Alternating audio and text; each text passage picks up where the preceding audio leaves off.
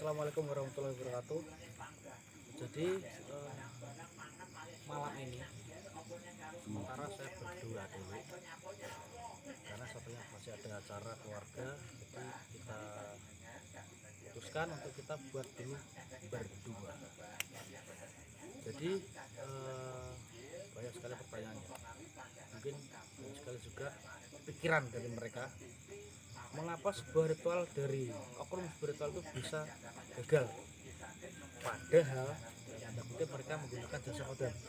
Ya, harusnya itu lebih mudah, tetapi faktanya itu juga sama saja, sama-sama sulit maksudnya. Jadi mungkin monggo ritual apa dulu?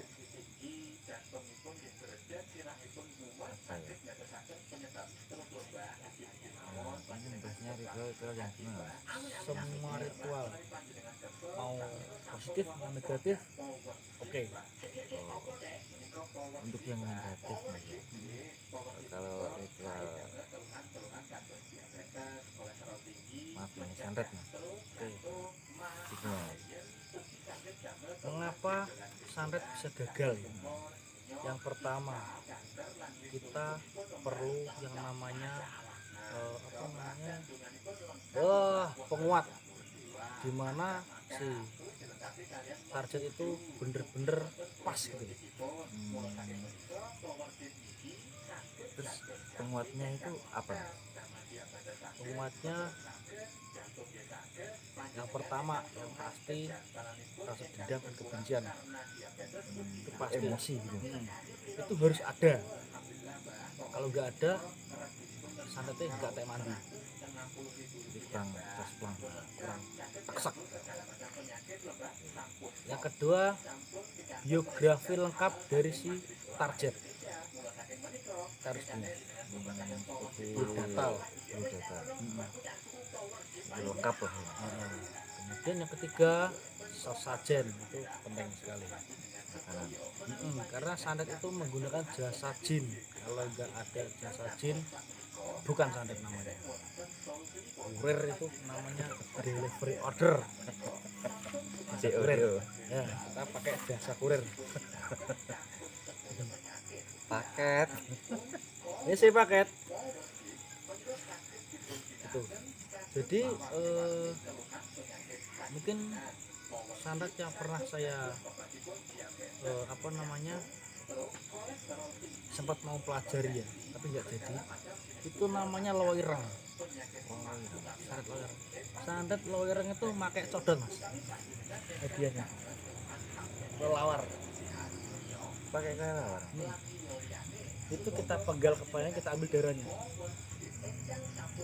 Darah tersebut kita masukkan dalam media seperti boneka. Ditetesin gitu.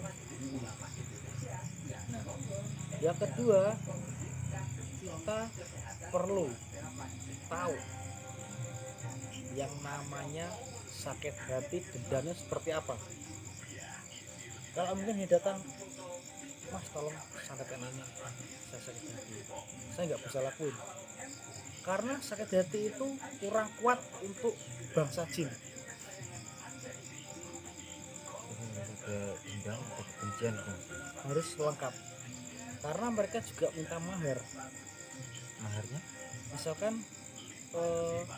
gini, orang datang, kalau saya datang, saya minta orang ini dihabisi. Atas dasar apa kamu habisi orang ini? Kan juga orangnya spiritual tersebut.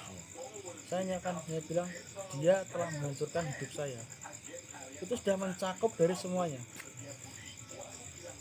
Sakit hati, dendam, kekecewaan, dan apalah sekarang KBD. Kemudian oknum tersebut akan menyalurkan permintaan kita kepada sosok bangsa jin. Kemudian jin tersebut akan memberikan sebuah pilihan, apa yang akan aku tangguhkan pada saya atas apa yang saya lakukan pada orang ini. Misalnya saya berikan kamu sebatang emas berlian. Itu yang saya tangguhkan kepada kamu atas semua karma yang akan saya alami. Itu. Jadi ketika dukun santet itu mengirim santet, dia tidak semata-mata untuk mengirim santet saja, tapi ada ritual khusus di mana agar timbal balik itu tidak bertuju pada si dukun tersebut, jadi langsung pada si yang ngirim. Yang nyuruh gitu ya? Yang ngirim itu. Rasanya seperti itu. Tidak semata-mata kita ada pasien, mas tolong saya ini, oke. Kita lebih memikir kepada dampaknya. Oh nantinya gimana? Aman nggak untuk keluarga dan sekitarnya? Jadi kita ada ritual khusus untuk menghambat atau memagari agar kita tidak terkena imbasnya secara langsung. Seperti itu. Tapi itu pasti mas ya dampaknya. Pasti ada. Karena kita ada membuat perjanjian dengan bahasa jin. Mereka pasti meminta hal-hal yang mungkin aneh. Nah, dulu saya juga pernah ya, bukannya tadi, tapi sedikit memberikan pelajaran pada orang lain. Ketika saya ritual, saya tidak punya sosok jin untuk kejahatan, saya tidak punya kodam untuk berbuat yang negatif. Saya pergi ke sebuah makam, di sana ada pohon beringin 2 yang katanya itu kembar. Saya nggak tahu yang satu soalnya posturnya kecil. Saya bilang gini, siapapun yang bisa melukai orang ini, apapun bentukmu, seperti apa wajahmu, tampakkan sosok kamuflase pada saya. Itu ada 2 sosok yang ada. Pertama itu dia tinggi besar tapi normal manusia rasanya. Sosok normal manusia gitu. Tapi dia sekitar 3 meteran lebih tingginya. Dia pakai sebuah mahkota tetapi dia punya ekor. Itu. Yang kedua sama, dia seperti manusia tapi dia tinggi besar. Manusia putih bersih, terus kesian lah modelnya kayak menungso, tapi bau ini amet-amet. Bau tubuh, bau darah. Nggak enak banget pokoknya. Dicium sampai tenggorokannya langsung ke muntah. Kemudian dia bilang gini, apa yang akan kamu berikan pada saya ketika saya sudah berhasil menghabisi orang ini? Kalau kamu minta sesuatu yang bisa saya tepati, saya akan berikan gitu. Tapi dia minta jiwa sama raga. Saya minta jiwamu ragamu, seminggu kemudian dia tewas. Dia bilang gitu. Kemudian saya mikir lagi, dia mati saya juga mati dong. Terus masa dia mati saya nggak bisa lihat kan konyol, gak seru. Dia tamat saya juga tamat. Terus aja bohong. soalnya saya bilang gini, saya nggak butuh kalian berdua, silakan pergi. Kemudian ada satu bisikan seperti, kamu mau apa, kamu pulang, saya temui kamu dalam mimpi, kita bereskan malam ini juga. Itu saya nggak tahu sosoknya, sampai si target sakit pun saya nggak tahu sosoknya. Dia hanya minta darah ayam udah saja. Saya nggak tahu bentuknya, powernya seperti apa, saya hanya dengar bisikan tersebut. Tapi dalam perkara ini kan akan menemui dalam mimpi. Itu benar. Iya. Tapi juga nggak ada sosoknya. Saya di mimpi itu saya hanya berada di sebuah tempat dan hanya seperti speaker gitu loh suaranya. Dikelilingi tumbuh-tumbuhan dan saya nggak tahu di mana. Yang jelas hanya suara saja yang datang. Sampai sekarang masih jadi pertanyaan besar buat saya. Dia siapa gitu? Setelah itu perjanjian putus selama hari 21 hari ya salah. Itu udah putus perjanjian. Karena saya dengar dia 10 hari masuk rumah sakit. Itu terakhir. Saya nggak tahu apa yang dia hantam, saya nggak tahu sakitnya apa, yang jelas itu kabar saya dapat. Spontan langsung. Ini bukan saya promosi santet ya, ingat saya nggak buka santet, enggak gimana ya, kalau uang dari santet ya mungkin besar ya, tapi tidak cukup untuk pengobatan ketika saya kena santet sendiri. Jadi kurang. Nggak bisa obat sendiri. Jadi itu mungkin syarat mutlak saya. Mungkin ada lagi pertanyaan. Untuk ritual untuk kesucian, nah rata-rata sekarang kan banyak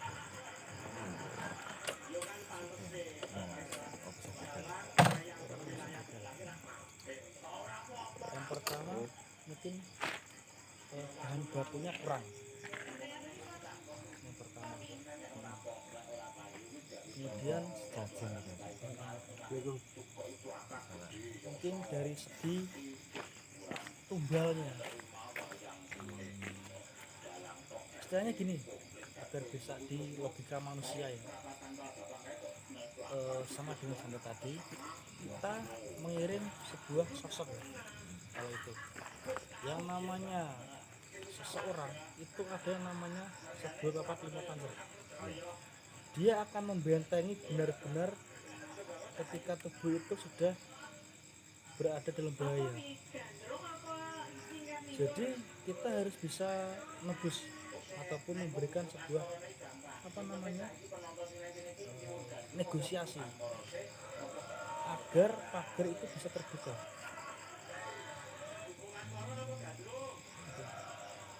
Makanya meskipun pesugihan jin sekuat apapun tidak bisa melawan pagar. Kita mau dia mati sekarang tapi mati hari Minggu tidak bisa. Dia akan kembali pada kita sendiri. Karena dirasa sosok itu sudah ditipu. Orang itu memberikan tumbal, tapi tumbal yang tidak mampu untuk diambil oleh mereka.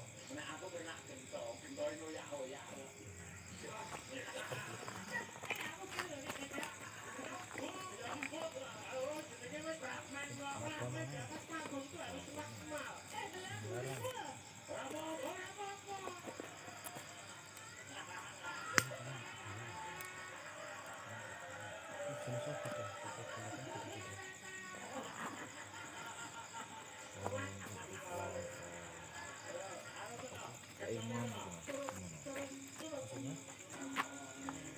Ritual kita bisa mendapatkan ilmu dalam atau apa gitu. Oke.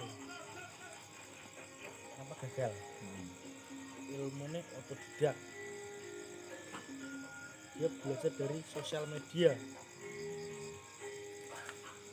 Pasti gagal. Karena apa? Ketika kita mengamalkan sebuah amalan tapi kita tidak tahu kandungan surat tersebut, maka jin itu akan menempati tubuh kita dan akan lebih membuat sengsara lagi ke depannya ketika kita terus meneruskan daripada sebuah amalan tersebut. Jadi ketika kita mengamalkan harus ada sosok guru yang jelas. Kalau hanya otodidak mungkin anak TK pun pandai mainan TK seperti itu.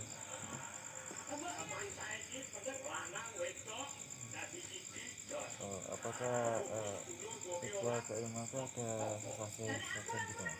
Pasti ada. Ada, tapi tergantung keyakinannya. Jadi bukan hanya Kapanpun dimanapun terpakai, ya kita mau belajar dengan niat, kita pasti mendapatkan apa yang kita butuhkan. Karena belajar spiritual itu membosankan. Ya enggak cukup sekali ya. Ya nggak cukup setahun 2 tahun menurut saya, bagi saya karena butuh kesabaran yang sangat luar biasa. Spiritualitas itu jangan dikira belajar spiritual itu mudah, terus bisa ini. Kalian nggak tahu prosesnya, kalian nggak tahu pahit manisnya belajar terjun langsung ke dunia spiritual. Konflik-konflik yang datang itu bukan hanya di dunia manusia. Ada kalanya kita datang di lokasi dengan baik, pulang kita dapat musuh dari mereka. Nggak tahu kenapa, tapi kita sering mengalami hal tersebut. Padahal orangnya gak penting di kita ini. Enggak banget aku sih. Iya kondang ono ya. Pasti Yang jajal mesti enak. Padahal kita enggak ngapa-ngapain gitu. Entah itu dukun, entah itu dari mereka, entah itu banyak sekali. Kalau mereka mau ngetes kita punya apa, kita nggak punya apapun ya. Kita hanya punya nyawa, itu pun titipan. Nah, saya ngetes apa yang mau dites. Terus matematika kali. Bisa hampir lebih apa teman-teman. Ini cukup itu kan. Ya, mungkin itu tadi ya, sedikit pembahasan mengenai mengapa ketika sosok oknum spiritual itu selalu gagal dalam menjalankan tugasnya. Seperti itu ya. Kami mau jelaskan panjang lebar pun mungkin hanya ada sedikit perbedaan ya. Tergantung keilmuan yang kalian pelajari. Mungkin ilmu-ilmu itu punya yang namanya amalan ataupun mantra tersendiri. Tetapi ketika kita mengamalkan dengan penuh keikhlasan, mantra itu akan merasuk dalam tubuh kita sehingga ilmu itu akan bisa kita pergunakan untuk kehidupan orang banyak. Semisal kita punya media untuk A misalnya, tapi kita nggak punya mantranya, itu nggak akan bisa terjadi. Begitu pula sebaliknya, kita punya mantra nggak punya media, sama saja. Karena pemikiran kalian pasti ada media, ada mantra ya. Kalau mantra saja itu nggak bisa. Kalau yang media ada medianya, maksimal beli itu kita harus punya keduanya. Ini buat kalian ya. Ketika ada orang yang mengancam kalian untuk dipikat, dia pamer punya media apapun tapi dia nggak hafal mantranya, jangan pernah takut karena benda itu tidak ada gunanya. Apal mantranya gimana barang juga iso. Padha duwe kabeh nek karo carane ya padha wae. Iya. Ya bener. Ya. Kowe duwe iki aku duwe kejoran biang iki. Bedhog-bedhog nek sorpring ra kena gak iso. Cara mantrane nggo poso soalé. Jadi harus proses dulu Mas ya. Heeh. Kita ritual pemikat, kita puasanya untuk orang lain maksudnya. Itu jadi mahar tirakat kita. Gitu. Jadi jangan pernah takut ya kalau ada orang yang mengancam ini. Saya ada loh teman saya dikirimi foto sama mantranya, tapi salah mantranya. Dikirimnya aku terus dulu, ini mantra oleh Google lah, gak roh, gak salah di barangnya gak jelas, pasti yang isi nomornya gak arti, kayak mantranya kleru, kayak roh caranya nganggo barang gak roh. Ini gak roh. Soalnya belajar itu angel, meskipun komunikasi itu ilmu yang simpel Iya. tapi itu sulit bagi mereka yang mungkin hanya paham oh nanti iki bisa bedok gitu bedaknya tidak saja itu perkusi itu sulit karena saya belajar dulu itu puasa 21 hari itu hanya untuk penyelarasan mantra itu ke dalam tubuh dan juga menyinkronkan aura saya dengan jin yang akan saya bawa gitu. Dia itu mantra sekali baca harus hafal Sekali baca. sedikit cuma 6 baris tapi bahasa Jawa halus ruwet terus pakai engson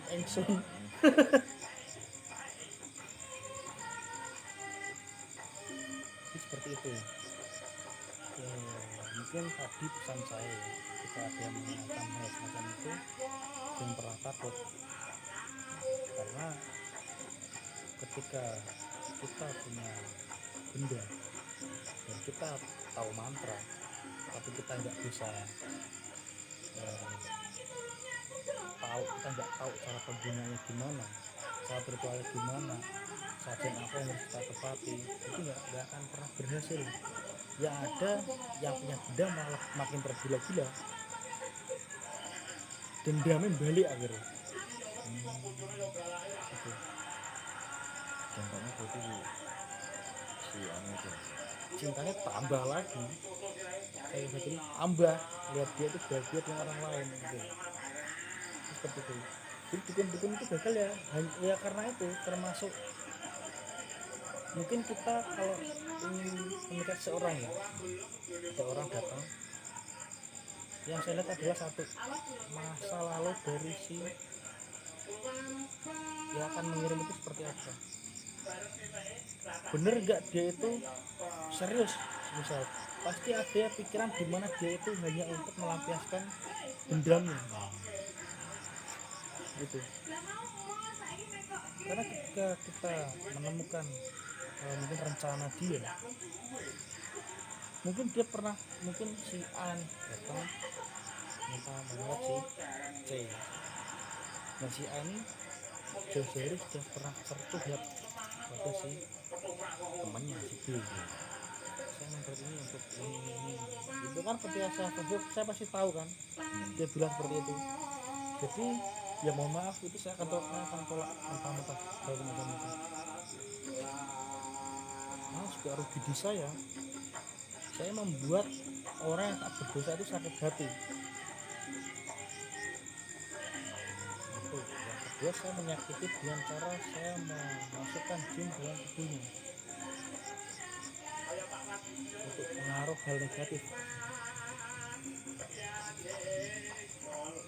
Itu banyak sekali dampak yang akan saya terima ketika saya hanya mungkin asal-asalan ya, tidak pernah datang saya iyain, itu akan menyusahkan depannya. Gitu. Jadi daripada saya harus menanggung dampak dari apa yang kalian lakukan, lebih baik saya membantu mereka yang mungkin benar-benar serius mau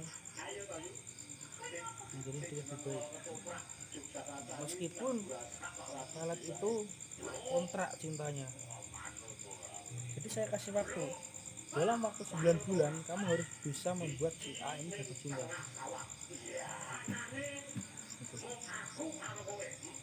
itu prosesnya 9 bulan. Kalau saya seperti itu, saya tidak melawan janjian selama 31 hari atau 40 hari, itu terlalu sebentar.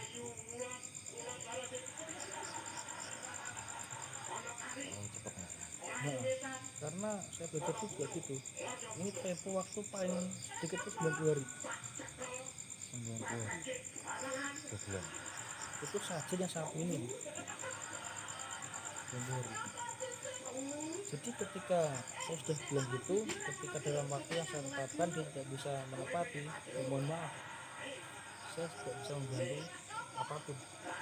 Itu sudah urusan kamu. Karena di awal saya sudah pernah bilang bahwa kontrak ini akan habis selama 9 bulan. tapi kan belum serius. Setelah itu kontrak habis, saya sudah lepas tangan. Itu sudah urusan kamu, silahkan kamu jalan sendiri.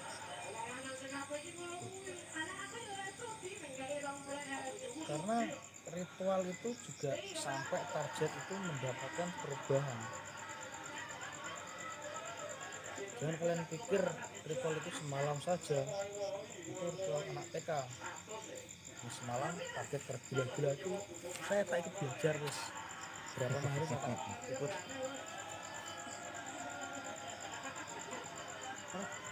Guru saya itu pernah ya yang namanya mengirim pelet kepada, mohon maaf ya, ustazah. Pernah. Tapi ada orang yang memintanya meritualkan orang tersebut. Itu dia ritual selama 100 hari penuh. Full kan?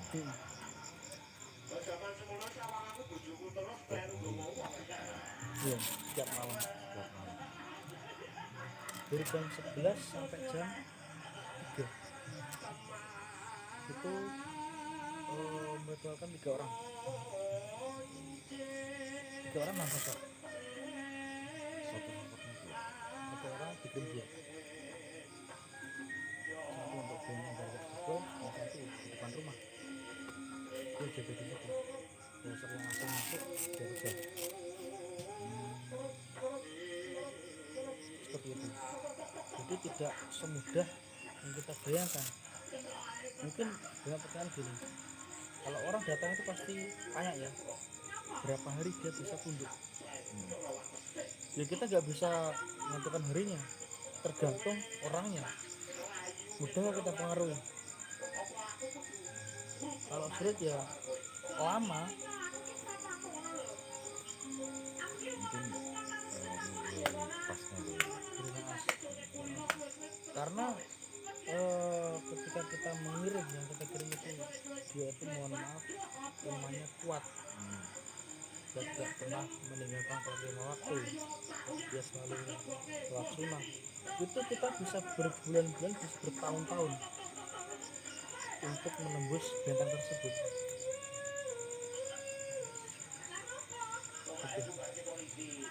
Jadi jangan pernah tergiur ya, yang adanya ilmu pelet yang nggak jelas namanya, hanya modal foto sama tanggal lahir, 1 hari 3 hari itu bisa tergila-gila. Gila yang ngirim maksudnya. Yang ngirim ya, gila. Jadi ada yang namanya pelet intrik. Intrik itu pelet yang sangat sulit untuk dipelajari.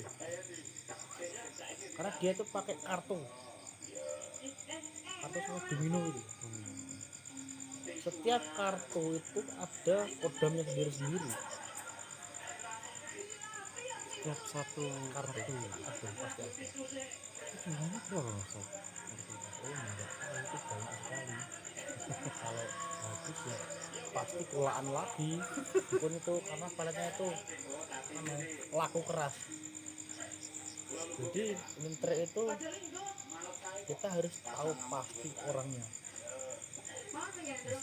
Banyak dituju kan? Target. Seumpama temen ya kita harus kenal banget. Kita nggak tahu bapaknya siapa, nggak tahu ibunya siapa. Yang penting kenal banget biasanya. Modal foto bisa. Itu. Yang pakai intrik itu. Harus kenal banget. Media foto pun bisa, media nama pun bisa. Yang pasti kita harus kenal. Hanya sekali ketemu dapat WA-nya kita pelet nggak bisa. Apalagi yang hanya ketemu di sosial media, sepil foto itu nggak bisa. Nggak jelas misalnya nih. Iya nak neng kene ya Eropa kayak nih. Jadi sosok jin itu kalau mau mengirim paket ke tempat lain, ke desa lain, kita harus punya paspor Izin. ya dari danyang tersebut. Simbalso. Jadi nggak asal gitu ya Pak. Ini kita langsung ngirim paket ke tempat orang lain, kita nggak dapat izin, paket yang balik Tuh. tonggon. Jadi mungkin itu ya, sedikit perbincangan mengenai hal-hal kegagalan, bener ya? Kegagalan dalam melakukan kerja. Ketiga, mungkin kalian yang punya sebuah pesan-pesan moral ataupun pertanyaan seputar hal gaib, silahkan kalian tinggalkan pesan di kolom komentar ataupun langsung kirimkan di akun email kami. Oke, jadi mungkin hanya itu yang saya kami sampaikan. Apabila ada kurang lebihnya kami mohon maaf. Wassalamualaikum warahmatullahi wabarakatuh.